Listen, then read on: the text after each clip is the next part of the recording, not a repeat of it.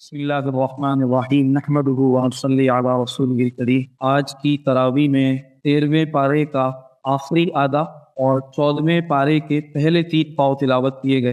13ویں پارے میں سورۃ الرعد کے درمیان سے تلاوت شروع کی گئی، اور جیسے کلرز کیا گیا تھا کہ سورہ رعد یہ ہجرت سے پہلے نازل ہوئی، اور اس کا بنیادی موضوع جو ہے وہ اسلام کے بنیادی عقائد، توحید، رسالت، اسی طرح کائنات میں جو اللہ کی پھیلی ہوئی نشانیاں ہیں ان میں غور و تدبر کی دعوت دی گئی۔ اور اس سورت کو سورہ رعد اس لیے کہا گیا کہ اس سورت کی آیت نمبر 13 میں اللہ تعالیٰ نے رعد کا لفظ استعمال فرمایا، اور اللہ نے یہ فرمایا وَيُسَبِّحُ الرَّعْدُ بِحَمْدِهِ کہ بادلوں کی گرج اسی اللہ کی تسبیح بیان کرتی ہے اور حمد کرتی ہے، وَالْمَلَائِكَةُ مِنْ خِيفَتِهِ اور اس کے رعب سے فرشتے بھی اللہ کی تسبیح بیان کرتے ہیں۔ اس رعد کے لفظ کی وجہ سے اس سورت کو سورہ رعد کہا گیا۔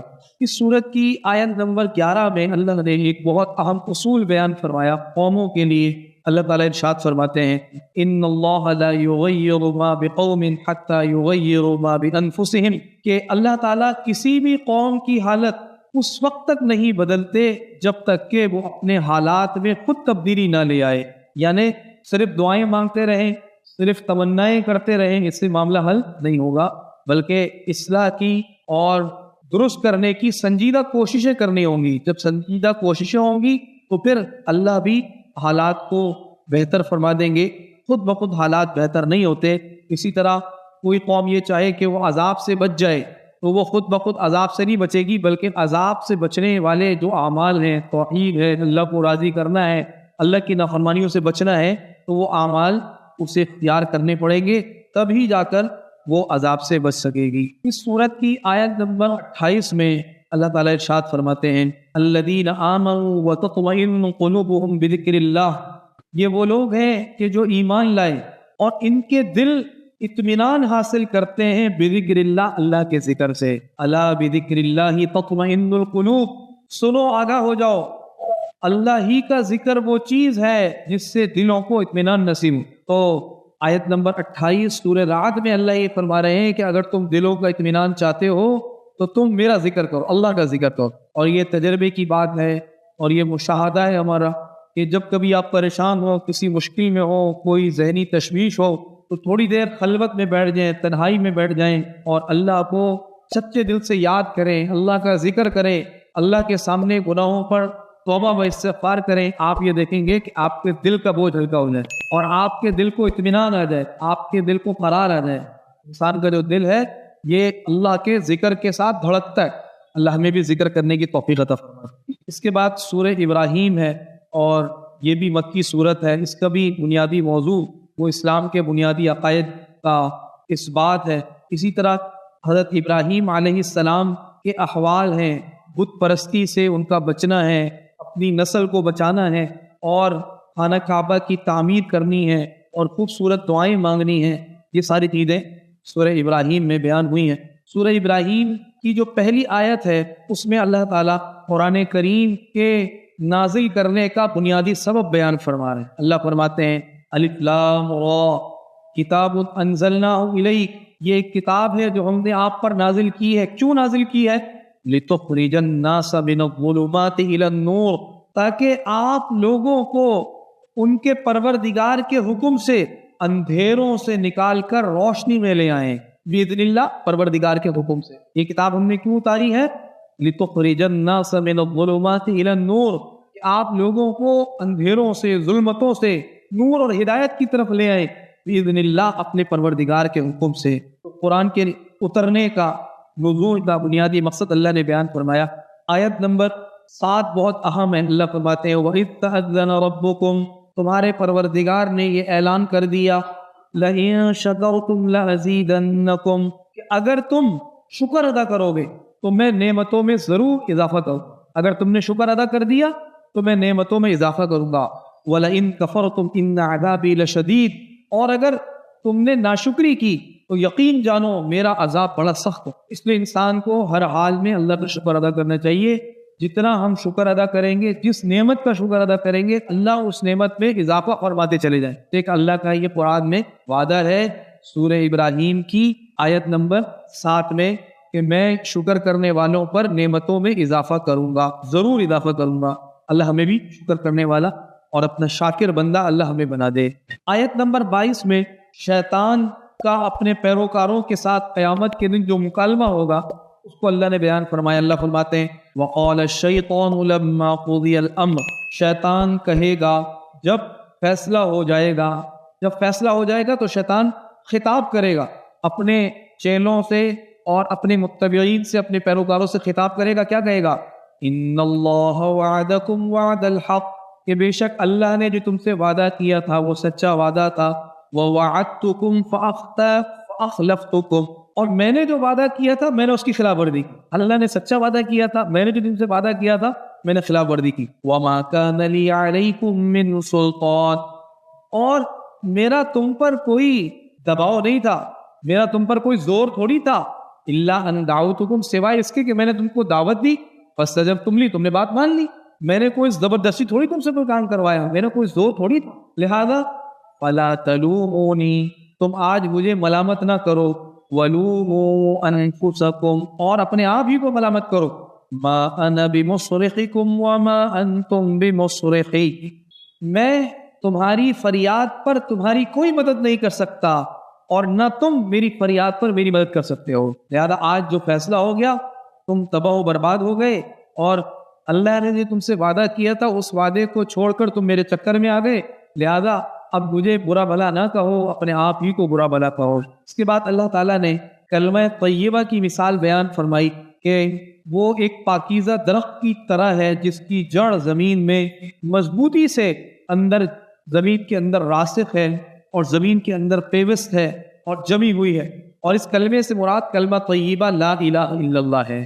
لا الہ الا اللہ کیسا ہے کہ اس کی جڑیں زمین کے اندر ہیں اور اس کا جو سبزہ اور پھل ہے وہ باہر ہے، اس کی شاخیں آسمان پر ہیں اور جڑ مضبوط ہے۔ مفسرین فرماتے ہیں اس سے مراد کھجور کا درخت ہے کہ کھجور کا درخت کی جڑیں بہت مضبوط ہوتی ہیں اور اس کا پھل وہ اوپر کی طرف ہوتا ہے، آسمان کی طرف ہوتا ہے۔ تو لا الہ الا اللہ کی مثال بھی ایسی ہے کہ جن کے دلوں میں یہ کلمہ گھر کر جاتا ہے اور یہ اتر جاتا ہے تو پھر وہ کسی بھی چیز سے متاثر نہیں ہوتے، وہ ثابت قدم رہتے ہیں، وہ اپنے موقف پر ڈٹے رہتے ہیں۔ حضرت ابراہیم علیہ السلام کی دعوت کو بیان کیا گیا، وَإِذْ قَالَ إِبْرَاهِيمُ رَبِّ اجْعَلْ هَٰذَا الْبَلَدَ آمِنًا، ابراہیم علیہ السلام نے دعا مانگی، اے اللہ اس شہر مکہ کو پرامن بنا دیجئے، وَجْنُبْنِي وَبَنِيَّ أَن نَّعْبُدَ الْأَصْنَامَ، اور مجھے بھی اور میری اولاد کو بھی، میرے بیٹوں کو بھی بت پرستی سے بچائیے، اس بات سے بچائیے کہ ہم بتوں کی پرستش کریں۔ تو یہ انہوں نے دعا مانگی کہ مصنون دعائیں ہیں۔ آگے دعائیں آتی ہیں، رب اجعلنی مقیم الصلاۃ، آیت نمبر 40 میں، اے میرے پروردگار مجھے نماز قائم کرنے والا بنا دیجئے، ومن ذریتی، میری اولاد کو بھی بنا دیجئے، ربنا وتقبل دعا، اے پروردگار میری دعا قبول کر لیجئے۔ یہ ساری دعائیں، ربنا اغفر لی ولوالدی وللمؤمنین یوم یقوم الحساب۔ اس کے بعد اگلی آیت میں اللہ فرماتے ہیں وَلَا تَحْسَبَنَّ اللَّهَ غَافِلًا عَمَّا يَعْمَلُ الظَّالِمُونَ، تم ہرگز یہ نہ سمجھنا کہ اللہ بے خبر ہے ان چیزوں سے جو یہ ظالم کر رہے ہیں۔ ظالم جو کچھ کر رہے ہیں اللہ اس سے بے خبر نہیں ہے۔ یہ گمان نہ کر لینا کہ اللہ بے خبر ہے، اللہ بے خبر نہیں ہے۔ ہم آج دیکھ رہے ہیں غزہ میں کتنا ظلم ہو رہا ہے، 1 سال میں 2 سالوں میں 1 لاکھ لوگوں کو شہید کر دیا، اور جو ہے 24 لاکھ لوگوں کو بے گھر کر دیا، لاکھوں بچے عورتیں۔ دنیا اس پر کہتی بھی نہیں، وہ دنیا جو انسانیت کے حقوق کے دعوے کرتی ہے، کہیں کوئی کتا بھی مر جائے تو ان کو پریشانی لاحق ہو جاتی ہے، کہ وہاں پر ان کو اینیمل رائٹس یاد آ جاتے ہیں، لیکن یہاں ہیومن رائٹس یاد نہیں آتے۔ جب مسلمانوں کا معاملہ ہو تو کبھی ذہن میں یہ آتا ہے کہ اتنا ظلم ہو رہا ہے تو یہ کیا معاملہ ہے؟ تو یہ آیت اس کا جواب ہے، یہ آیت اس کا جواب ہے۔ اللہ فرماتے ہیں وَلَا تَحْسَبَنَّ اللَّهَ غَافِلًا عَمَّا يَعْمَلُ الظَّالِمُونَ، ہرگز یہ گمان نہ کرنا کہ اللہ غافل ہے، نہ اللہ بے خبر ہے ان چیزوں سے جو یہ ظالم کر رہے ہیں۔ انما یؤخرہم، اللہ تو ان لوگوں کو مہلت دے رہے ہیں، لیوم، اس دن تک، تشخص فیہ الابصار، جس میں آنکھیں پھٹی کی پھٹی رہ جائیں گی، اس دن آنکھیں کھلی کی کھلی رہ جائیں گی۔ تو اس لیے پریشان نہیں ہونا چاہیے، اللہ کی طرف دعا کرنی چاہیے، متوجہ رہنا چاہیے۔ اللہ کا ایک نظام ہے، اللہ ظالم کو ڈھیل ضرور دیتے ہیں لیکن جب پکڑتے ہیں تو ایسی پکڑ فرماتے ہیں کہ اللہ اس کو نشان عبرت بنا دیتے، دنیا میں بھی آخرت میں بھی۔ سورہ حجر شروع ہو رہی ہے، اور قوم سمود کی بستیوں کو حجر کہا جاتا ہے، اصحاب الحجر المرسلین، کیونکہ اس میں ان کا واقعہ موجود ہے، اس لیے اس سورت کو سورہ حجر کہا جاتا ہے۔ اس میں حضور اکرم صلی اللہ علیہ وسلم کی تعریفات اللہ نے بیان فرمائی، اور مشرکین جو نعوذ باللہ آپ کو مجنون کہتے تھے اور مختلف چیزوں سے، مختلف برے القابات سے آپ کو پکارتے تھے، اس کا رد کیا گیا۔ اور آیت نمبر 9 میں اللہ فرماتے ہیں اِنَّا نَحْنُ نَزَّلْنَا الذِّكْرَ وَإِنَّا لَهُ لَحَافِظُونَ، کہ بے شک ہم نے اس قرآن کو اتارا اور ہم ہی اس کی حفاظت کرنے والے ہیں۔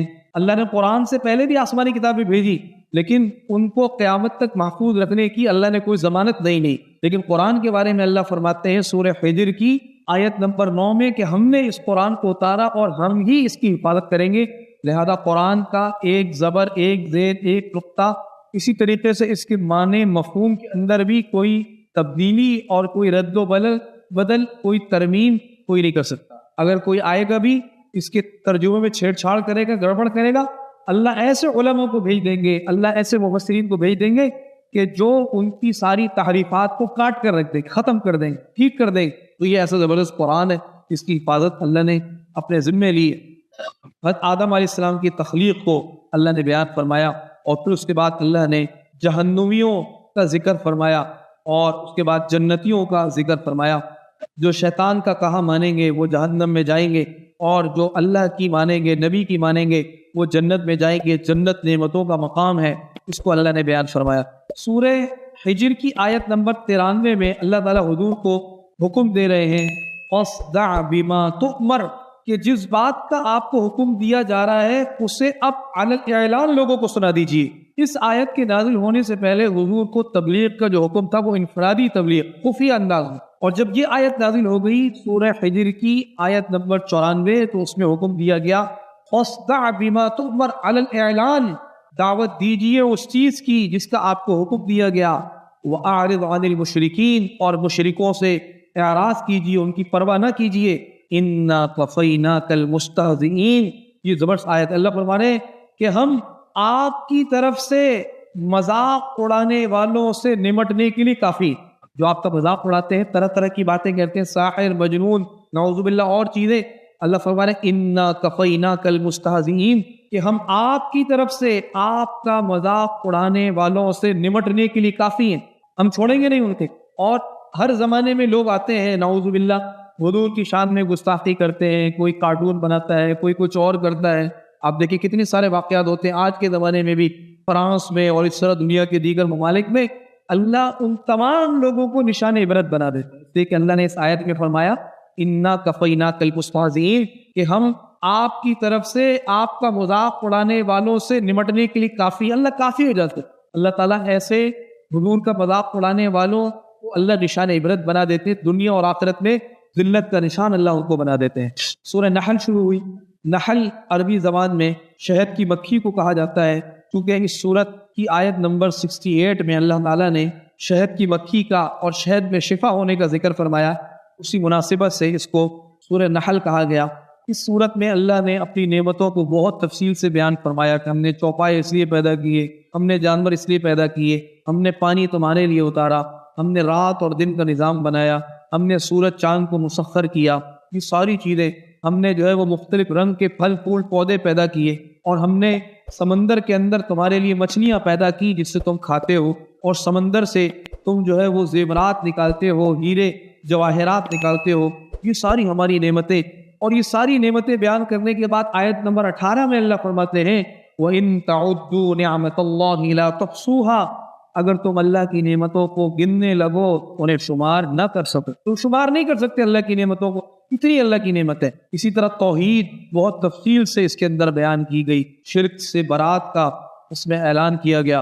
آیت نمبر 66 میں اللہ فرماتے ہیں وَإِنَّ لَكُمْ فِي الْأَنْعَامِ لَعِبْرَةً، تمہارے لیے مویشیوں میں اللہ نے عبرت کا سامان رکھا ہے، سوچنے سمجھنے کا سامان رکھا ہے۔ کیا رکھا ہے؟ کیسے رکھا ہے؟ اللہ ہمارے نسقیکم، ہم تمہیں پلاتے ہیں مما فی بطونہ، ان مویشیوں کے پیٹ سے، من بین فرث و دم، گوبر اور خون کے درمیان سے، پیٹ سے، اور پیٹ میں بھی ایک طرف گوبر کی نالی ہے اور ایک طرف خون کی نالی ہے، गोबर और खून के दरमियान से हम तुम्हें पिलाते हैं। क्या पिलाते हैं? लबनन खालिसन, साफ सुथरा दूध, साइगन लिश्शारिबीन, जो पीने वालों के लिए बहुत खुशगवार होता है, बहुत जायकेदार होता है, बहुत तवाना होता है, उसमें तवानाई होती है। और कहाँ से निकल रहा है? जानवर के पेट से। और पेट में भी कहाँ से? एक तरफ खून की रग चल रही है और एक तरफ गोबर चल रहा है, और उसके बीच से अल्लाह निकाल रहे हैं। और ऐसा साफ सुथरा कि इसमें खून की कोई आमेजिश नहीं है, ऐसा सफेद है, और ऐसा खुशबू वाला है कि गोबर की इसमें कोई स्मेल नहीं, इसकी अलग ही अल्लाह ने खुशबू रखी है। ऐसी जबरदस्त चीज हमने दी, कितनी बड़ी हमारी नेमत है। और आगे अल्लाह फरमाते हैं वमिन समरातिन नखीली, और खजूर के फलों, वल अनाबी, और अंगूरों से, तत्तखिदून मिनहु सकरन व रिज़्क़न हसना, कि तुम उससे शराब बनाते हो और पाकीज़ा रिस्क भी। और आगे अल्लाह फरमाते हैं व औहा रब्बुका इला नहली, तुम्हारे परवरदिगार ने शहद की मक्खी के दिल में ये बात डाली।